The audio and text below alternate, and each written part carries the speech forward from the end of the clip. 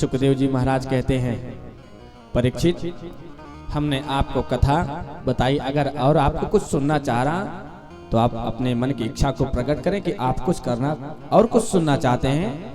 परीक्षित बोल पड़े, हाँ प्रभु, आपने जितनी कथा कही है, आप बार बार कहते हैं कि भगवान समदर्शी हैं, भगवान दीन बंधु हैं, भगवान सभी दुखियों के दुख को हरण करते हैं। ये दीन बंधु बार बार आपने कहा है, तो कोई ऐसा चरित्र बताओ जिनको भगवान ने अपने दीन बंधुता सार्थक की हो।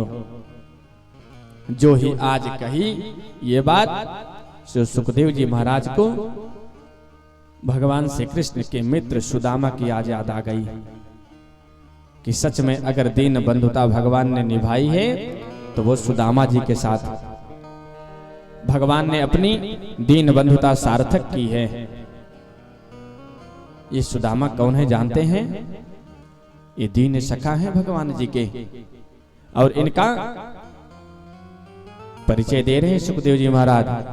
कृष्णस्यादि सखा कश्चित ब्राह्मणो ब्रह्मवित्तमः विरक्त इंद्रियार्थेषु प्रशांतात्मा जितेन्द्रियः।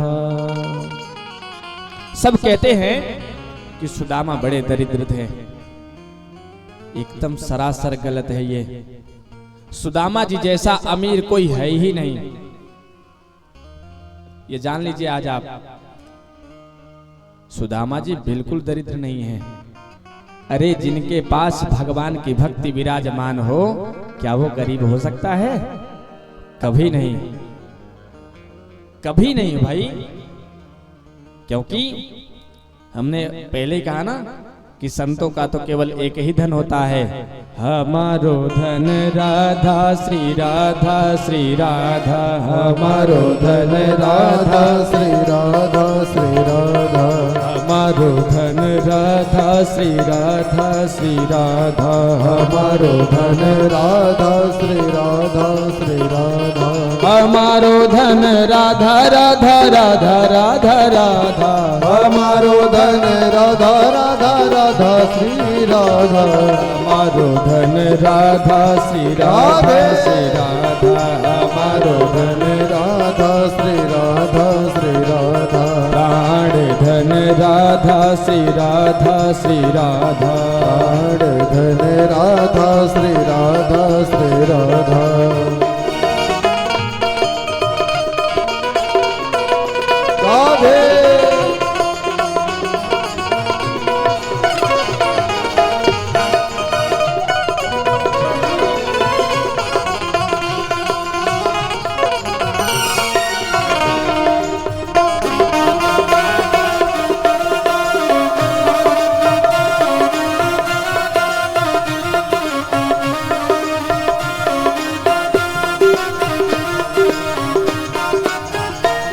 हमारो धन राधा राधा राधा राधा राधा, हमारो धन राधा राधा राधा राधा राधा, हमारो धन राधा राधा राधा राधा राधा, हमारो धन राधा राधा राधा श्री राधा, हमारो धन राधा श्री राधा श्री राधा, हमारो धन राधा श्री राधा श्री राधा, प्राण धन राधा श्री राधा श्री राधा, प्राण धन राधा श्री राधा श्री राधा, हमारो धन राधा श्री राधा श्री राधा, प्राण धन राधा श्री राधा श्री राधा।